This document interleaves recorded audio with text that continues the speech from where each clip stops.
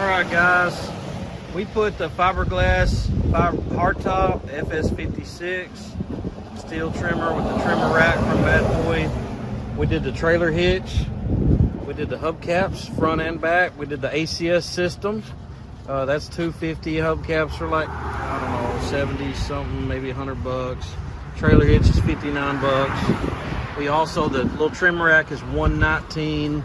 The weed eater's 219. Your top's like 600. We did an old man bar. This is my best selling part. These are 50 something bucks. We did the LED light kit, which is 150 bucks. And we also, what else did we do? That's it. And deck this one out. So y'all come see us, 623 North Main. The light switch is all fancy.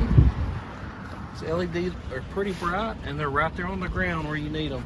Some people are also at an LED bar here on top. I've got a real slim light bar. In fact, this one right here can go on the top for another 150, 200 bucks. But yeah, 623 North Main.